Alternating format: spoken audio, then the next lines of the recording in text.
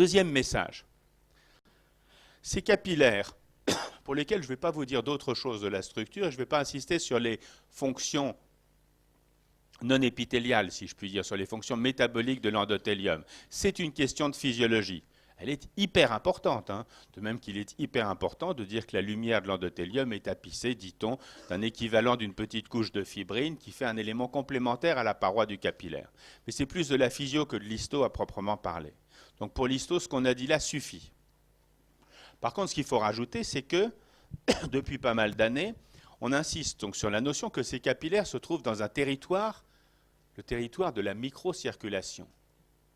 Et on insiste surtout sur le fait que dans ce territoire de la microcirculation, il y a des capillaires, il y a aussi d'autres petits vaisseaux. On les appelle artérioles et vénules. Ces artérioles et vénules sont petits, moins de 50 microns. Mais surtout, on insiste sur le fait que il y a une organisation particulière qui définit ce qu'on appelle des unités microcirculatoires. Ces unités microcirculatoires vont à l'encontre d'un dogme très ancien qui date pratiquement de l'époque où on a décrit les capillaires pour la première fois. Malpighi, il paraît que c'est vers 1616, ce qui ne fait pas 1515, mais un peu plus, mais qui est à peu près aussi facile à retenir. C'est sans doute pas vrai, 1616. Enfin bon, pas grave. C'est le XVIIe siècle, et à partir du moment où Malpighi a isolé ou a décrit ses premiers capillaires, l'idée qui a prévalu a été de dire qu'il y a une continuité directe entre le réseau artériel, les capillaires et le réseau veineux. Ce qui impliquait que partout où il y avait des capillaires, il fallait comprendre que le sang qui arrivait à ce niveau par des artères passait dans les capillaires, pouvait faire l'objet d'échanges et repartir par le système veineux. Très bien. Partout où il y a des capillaires, dans tous les tissus, les organes où il y a un réseau capillaire, des échanges existent forcément à ce niveau-là. Ce n'est pas tout à fait comme ça que ça se passe. En fait, il y a des voies dans les organes, dans les tissus périphériques, il y a des voies dérivatives qui font que du sang peut très bien passer, circuler dans un organe périphérique sans passer par un réseau capillaire, aller directement d'un réseau artériel à un réseau veineux. Et si on y réfléchit bien, c'est là qu'est toute l'originalité, toute la particularité du territoire des unités microcirculatoires. L'unité microcirculatoire la plus classique, et j'espère que ce schéma-là va vous rappeler quelque chose, puisque vous l'avez appris par cœur, peut-être même dessiné fébrilement dans les jours qui précédaient certaines épreuves. Je fantasme là. Ce schéma-là, c'est celui qu'on doit à deux auteurs. Vous l'avez peut-être vu en physiologie, qui s'appelait Chambers et Sweifart, qui ont décrit l'unité microcirculatoire commune. C'est la plus simple. Élément de base de la description. Rien de nouveau là encore. Élément de base de la description, une artériole qui est le vaisseau afférent. Artériole inférieure à 50 microns. C'est par là que le sang arrive. Élément de base de l'autre côté, une vénule inférieure à 50 microns. C'est par là que le sang veineux part. Entre les deux, il n'y a pas directement de capillaires qui vont de l'un à l'autre. Mais il y a un vaisseau qui s'appelle une métartériole et qui est plus de signification artérielle que veineuse. C'est pour ça qu'on la dessine souvent en rouge. Très bien. Au passage, le sang qui passe par la métartériole, il va directement du réseau artériel au réseau veineux. La métartériole n'est pas un capillaire, donc ne possède pas la propriété physiologique de permettre des échanges. Donc le sang qui passe par la métartériole va directement du système artériel au système veineux sans échange. Première voie, premier circuit vasculaire.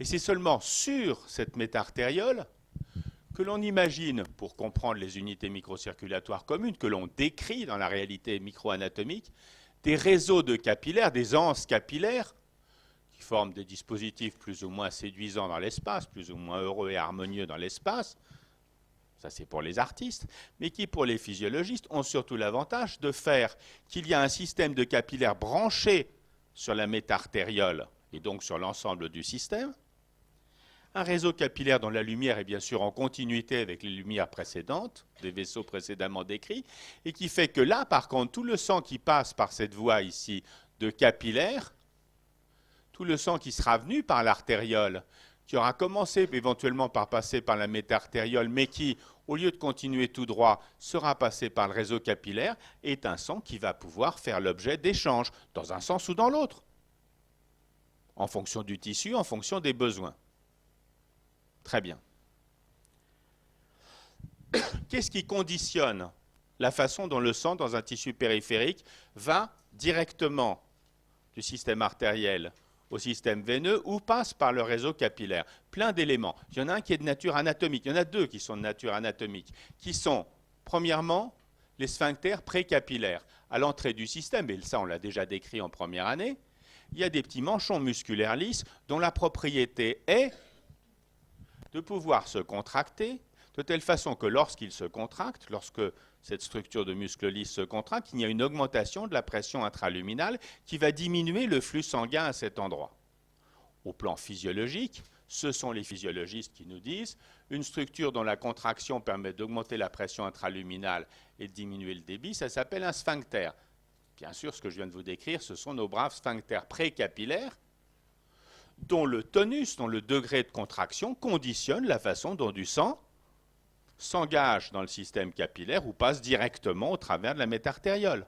C'est pour ça que c'est important de connaître les sphincters capillaires, de comprendre leur physiologie, parce que ça conditionne la façon dont du sang qui est amené par les vaisseaux de conduction à un tissu périphérique va participer ou non à des échanges. Par exemple, à l'oxygénation des tissus. Autre dispositif de nature anatomique qui conditionne ce passage direct ou pas de sang du système artériel vers le système veineux, en amont,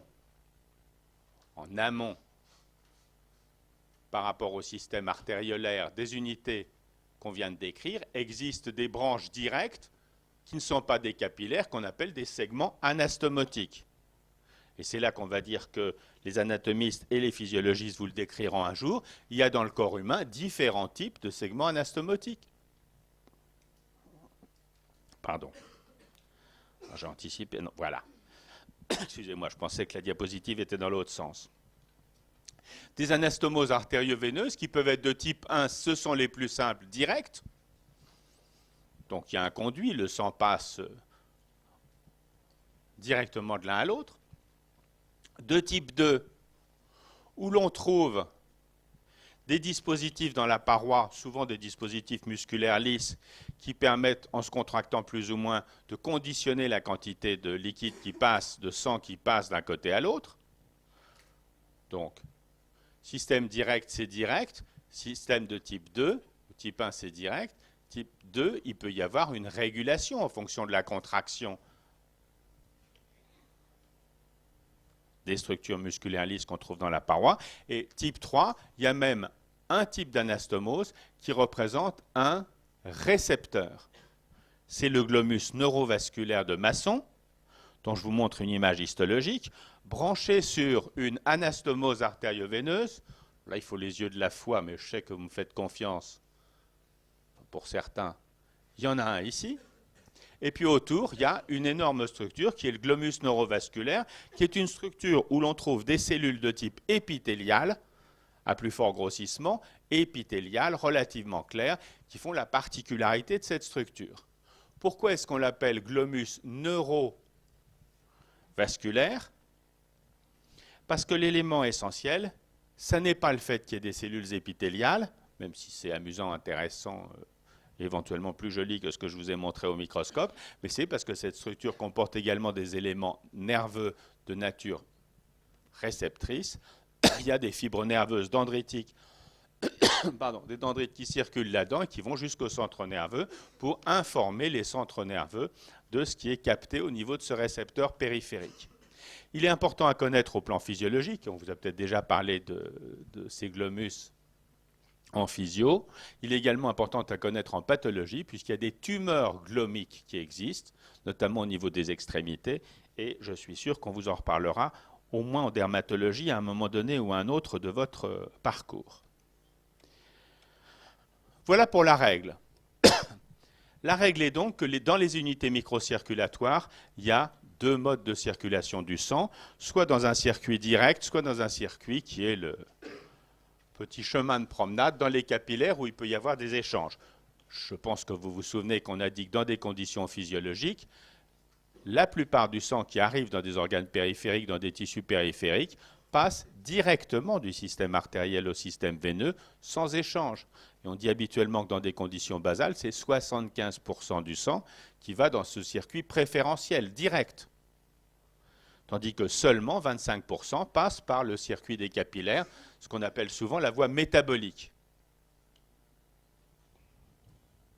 Cet équilibre physiologique, c'est quelque chose qui est susceptible d'être modulé, qui est contrôlé par des facteurs de régulation physiologique qu'on fait cours de physiologie, mais qui peut aussi être perturbé en pathologie. Et je vous le signale au passage, tous les organes du corps humain ne réagissent pas forcément de la même façon à des situations pathologiques. C'est pour ça que quand il y a une baisse de pression importante dans le système vasculaire, un collapsus cardiovasculaire, un choc notamment, l'organisme est capable, plus ou moins dans certains territoires, de favoriser le passage du sang dans la voie principale en shuntant littéralement la voie métabolique, le circuit métabolique. Plus ou moins. Ce qui fait qu'il y aura des tissus qui, parce qu'en cas d'hypovolémie, parce qu'en cas de collapsus cardiovasculaire, parce qu'en cas de baisse de la pression de circulation sanguine, les mécanismes de régulation font que le système capillaire sera assez fortement shunté. Il y a des tissus qui sont beaucoup plus sensibles que d'autres à des perturbations hémodynamiques. Pourquoi? Parce que les capacités réactionnelles des territoires microcirculatoires ne sont pas identiques dans tous les points du corps. Donc ce n'est pas totalement anecdotique cette histoire, évidemment.